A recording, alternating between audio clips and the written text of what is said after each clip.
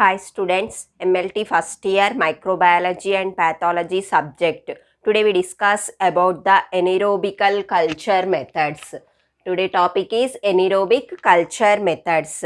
Few bacteria are grow at absence of oxygen conditions. These are all called anaerobes.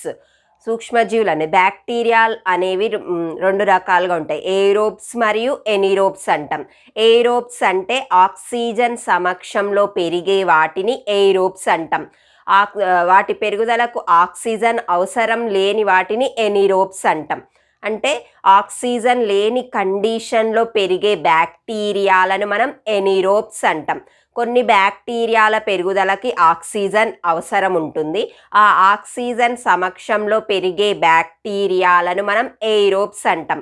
Oxygen సమక్షంలో పెరగనటువంటివి అంటే వాటి పెరుగుదలకు oxygen అవసరం లేదు, అలాంటి బ్యాక్టీరియాలను మనం ఎనిరోబ్స్ అంటాం. ఆ విధంగా ఉండే ఎనిరోబికల్ బ్యాక్టీరియాని మనము ల్యాబ్లో పెంచాలి అన్నప్పుడు వాటికి ఆక్సిజన్ లేనటువంటి కండిషన్ని మనం క్రియేట్ చేయాలి.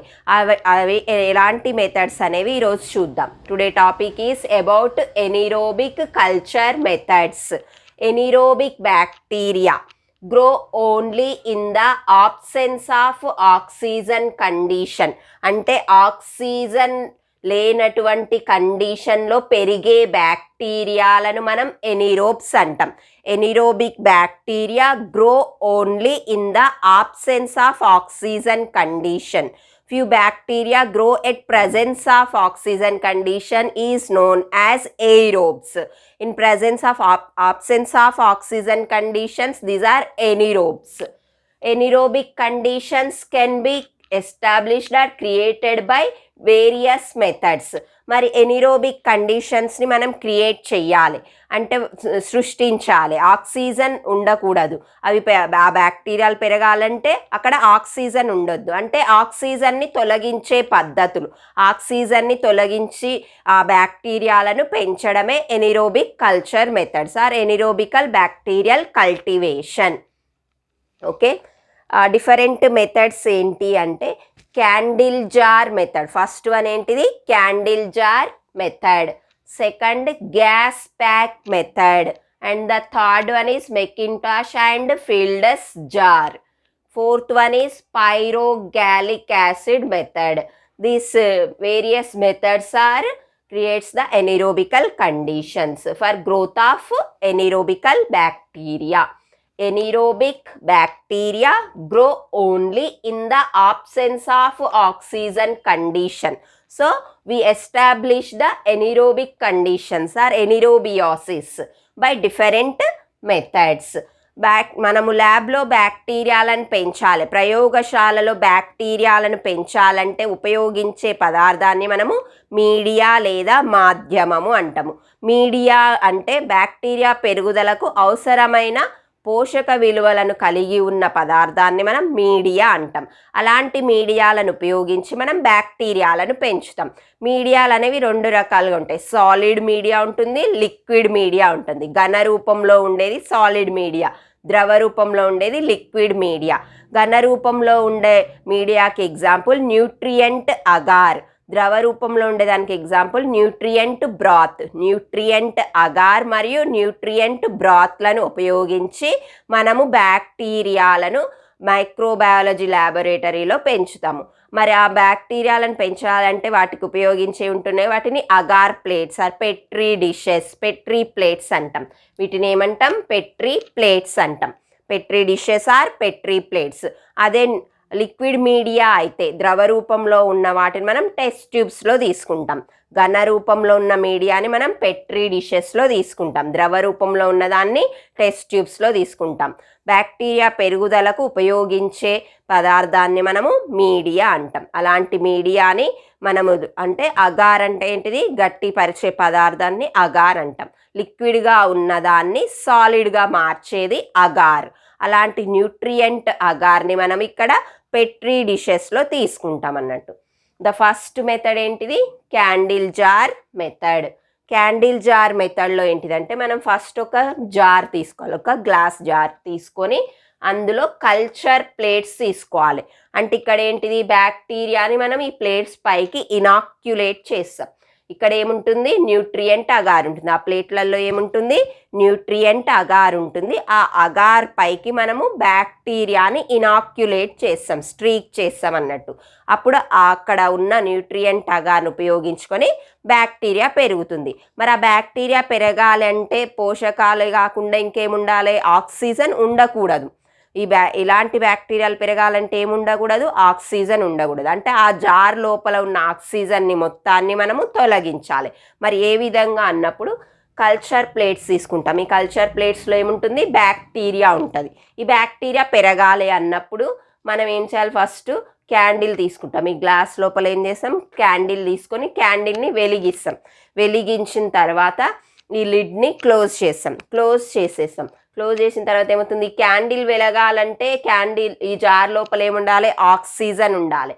ఆక్సిజన్ ఉన్నంత వరకే ఈ క్యాండిల్ వెలుగుతుంది. తర్వాత ఏమవుతుంది, ఆరిపోతుంది. అంటే అప్పుడు ఏమవుతుంది, ఇక్కడ ఆక్సిజన్ లేదు అని మనకు అర్థమవుతుంది. క్యాండిల్ ఎప్పుడైతే ఆరిపోతుందో అప్పుడు అక్కడ ఎనిరోబిక్ వాతావరణం అనేది క్రియేట్ అవుతుంది. అంటే అక్కడ ఉన్న ఆక్సిజన్ని మొత్తం అది ఉపయోగించుకొని మండుతుంది. తర్వాత ఆక్సిజన్ అయిపోయిన తర్వాత అది ఆరిపోతుంది. దాన్ని బట్టి ఏమవుతుంది, గ్లాస్ జార్ లోపల ఆక్సిజన్ అనేది లేదు. అప్పుడు ఏమవుతుంది, మనం ఈ కల్చర్ ప్లేట్స్లో తీసుకున్న బ్యాక్టీరియా అనేది పెరుగుతుంది. అంటే మనకి ఏముండాలి కండిషన్, ఇక్కడ ఆబ్సెన్స్ ఆఫ్ ఆక్సిజన్ కండిషన్ ఉండాలి. అంటే ఆక్సిజన్ ఉండొద్దు, ఈ జార్ లోపల ఆక్సిజన్ ఉండొద్దు. ఆక్సిజన్ ఉంటే మనం తీసుకున్న బ్యాక్టీరియా పెరగలేదు. ఆక్సిజన్ని తొలగించాలి అన్నప్పుడు మనం క్యాండిల్ని వెలిగిస్తాం. అప్పుడు ఆ క్యాండిల్ ఏమవుతుంది, ఆక్సిజన్ ఉపయోగించుకొని వెలుగుతుంటుంది.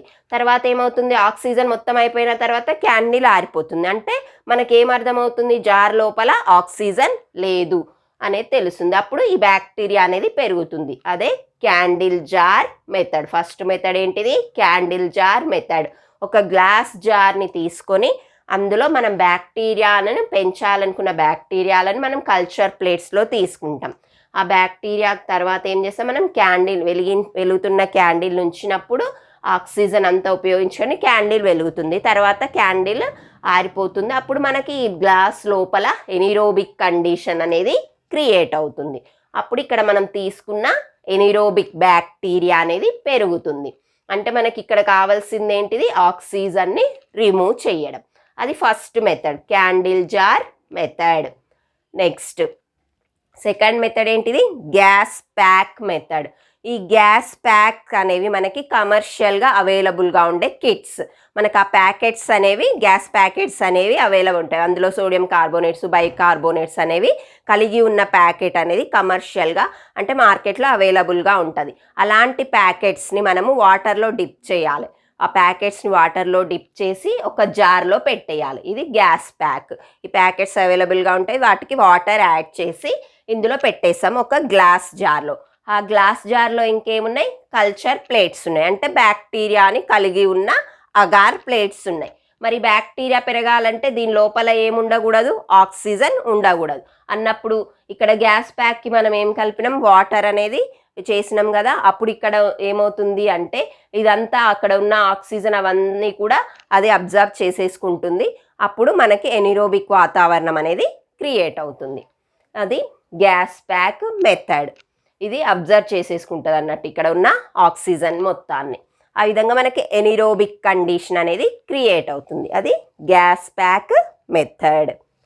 నెక్స్ట్ థర్డ్ ఏంటిది, ఇది very important method, McIntosh and Fildes jar. McIntosh and Fildes jar method. ఇదేంటిది, ఇది ఒక ఫీల్డస్ జార్.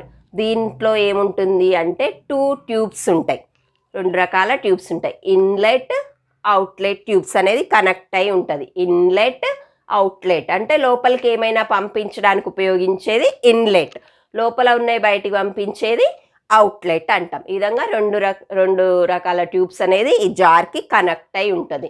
నెక్స్ట్ ప్రెషర్ గేజ్ అనేది ఉంటుంది. ప్రెషర్ గేజ్ అంటే ప్రెషర్ మీటర్, లోపల ఎంత ప్రెషర్ ఉందనేది మనకి చూపిస్తుంది అన్నట్టు. ప్రెషర్ మీటర్ అంటాం కదా అది. అది కనెక్ట్ అయి ఉంటుంది. నెక్స్ట్ ఇంకేముంటుంది, క్యాటలిస్ట్ ఉంటుంది. ఇక్కడ ఏముంటుంది, క్యాటలిస్ట్ అనేది కలిగి ఉంటుంది. ఈ జార్ లిడ్కి కనెక్ట్ అయి ఉంటాయి. ఇవన్నీ కూడా లిడ్కి కనెక్ట్ అయి ఉంటుంది. Inlet, outlet, pressure gauge and catalyst అనేవి లిడ్. ఇదేంటిది, లిడ్ అంటాం, మూత. నెక్స్ట్ ఇది జార్. జార్ లోపల ఏముంటుంది, కల్చర్ ప్లేట్స్. ఈ కల్చర్ ప్లేట్స్లో ఏముంటాయి, బ్యాక్టీరియా ఉంటుంది. ఇలాంటి బ్యాక్టీరియాలు ఎనిరోబికల్ బ్యాక్టీరియాలు ఉంటాయి.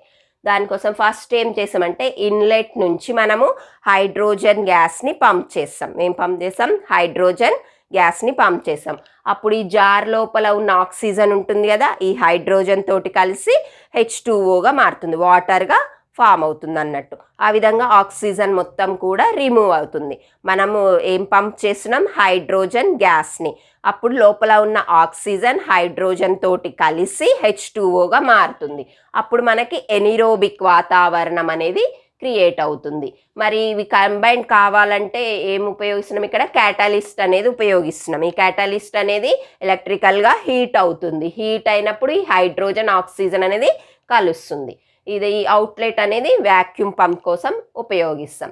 లోపల మనకి హైడ్రోజన్ని పంప్ చేసినప్పుడు ప్రెషర్ గేజ్ అనేది 0కి చూపిస్తుంది. లోపల ఉన్న అదేంటిది, నార్మల్ అట్మాస్ఫిరిక్ ప్రెషర్లోకి చేంజ్ అవుతుంది అన్నట్టు. ఆ విధంగా లోపల ఎంత ప్రెషర్ ఉందనేది మనకు చూపించేది ప్రెషర్ గేజ్ ఆర్ మీటర్ అంటాం కదా. ఈ ఇన్లెట్ నుంచి ఏం పంప్ చేస్తున్నాం, హైడ్రోజన్ గ్యాస్ని పంప్ చేస్తున్నాం. అప్పుడు అది లోపల ఉన్న ఆక్సిజన్ తోటి కలిసి వాటర్గా ఫామ్ అవుతుంది. ఆ విధంగా లోపల ఉన్న ఆక్సిజన్ మొత్తం కూడా రిమూవ్ అవుతుంది. మరి ఇక్కడ ఆక్సిజన్ లేదు అని మనకి తెలవాలి అని అన్నప్పుడు మనకి ఒక బ్లూ అంటే మిథిలిన్ బ్లూ ఇండికేటర్ అనేది ఉపయోగిస్తారు. Methylene blue indicator.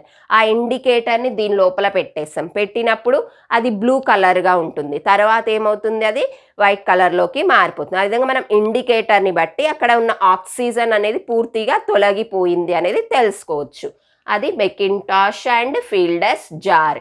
ఇది ఒక జార్. ఈ జార్ లోపల మనము పెంచాలనుకున్న బ్యాక్టీరియాని అగార్ ప్లేట్స్లో తీసుకుంటాం. వీటిని కల్చర్ ప్లేట్స్ అంటాం.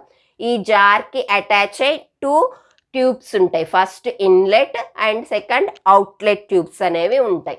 నెక్స్ట్ లోపల ఎంత పీడనం ఉంది, ఎంత ప్రెషర్ ఉన్నది అని మనకు చూపడానికి ప్రెషర్ గేజ్ ఉంటుంది.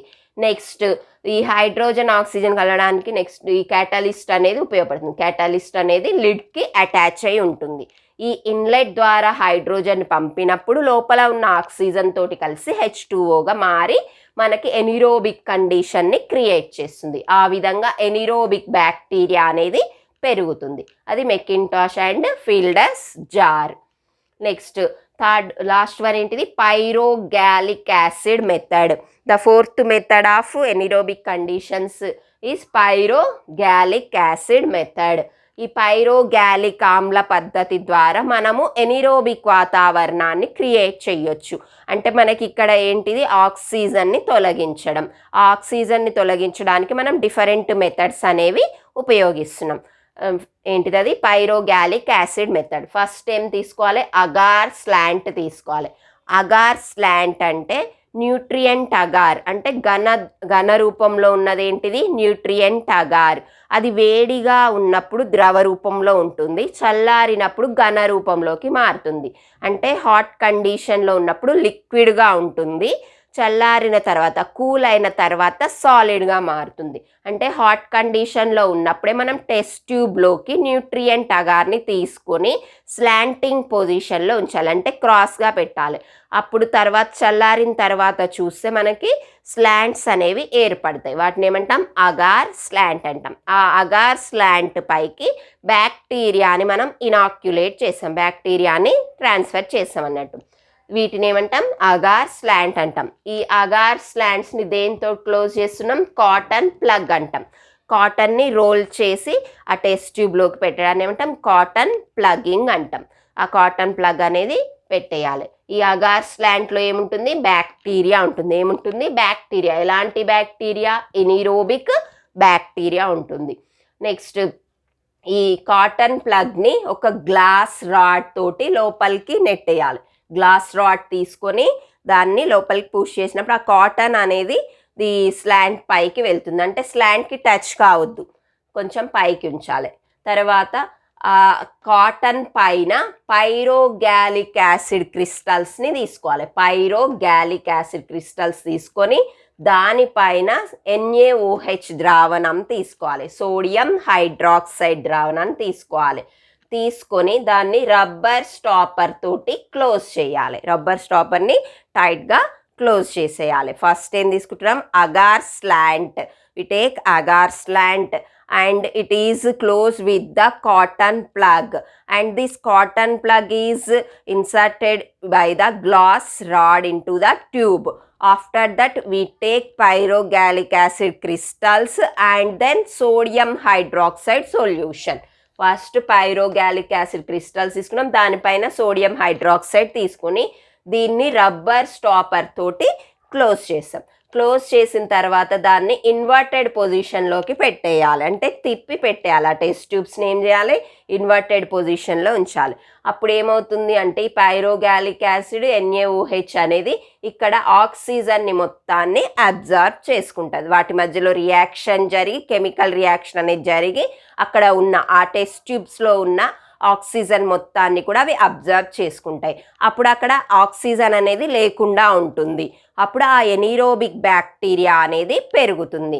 ఈ విధంగా డిఫరెంట్ మెథడ్స్ ద్వారా మనం ఎనీరోబిక్ కండిషన్స్ని క్రియేట్ చేసి ఎనీరోబిక్ బ్యాక్టీరియాలను పెంచవచ్చు. అది anaerobic cultivation or anaerobic culture method. Mainly bacteria are two types, aerobes and anaerobes. Aerobes means the bacteria grow in presence of oxygen is known as aerobes. The bacteria grow in absence of oxygen is known as anaerobes. Oxygen సమక్షంలో పెరిగే వాటిని ఎయిరోబ్స్ అని, oxygen condition అనేది లేనప్పుడు పెరిగేది అంటే oxygen లేనప్పుడు పెరిగే బ్యాక్టీరియాలను ఎనీరోబ్స్ అంటాం. అంటే ఎనీరోబిక్ బ్యాక్టీరియా పెరగాలి అంటే ఆక్సిజన్ ఉండొద్దు. మరి మనం ల్యాబ్లో పెంచాలి ఎనీరోబిక్ బ్యాక్టీరియాను అంటే ఎందుకు పెంచాలంటే మనం పేషెంట్స్ నుంచి శాంపిల్స్ కలెక్ట్ చేస్తాం. ఒకవేళ ఇన్ఫెక్షన్ అనేది ఎనీరోబిక్ బ్యాక్టీరియా వల్ల కలిగింది అనుకోండి, మరి ఆ ఎనీరోబిక్ బ్యాక్టీరియా యొక్క లక్షణాలను మనము స్టడీ చేయాలి అన్నప్పుడు ఆ బ్యాక్టీరియాలను మనం ల్యాబ్లో పెంచాలి అన్నప్పుడు వాటికి ఆక్సిజన్ ఉండకూడదు. అలాంటప్పుడు మనం ఆక్సిజన్ ఏ విధంగా రిమూవ్ చేస్తాం, దానికోసం డిఫరెంట్ మెథడ్స్ అనేది ఫాలో అవుతాం.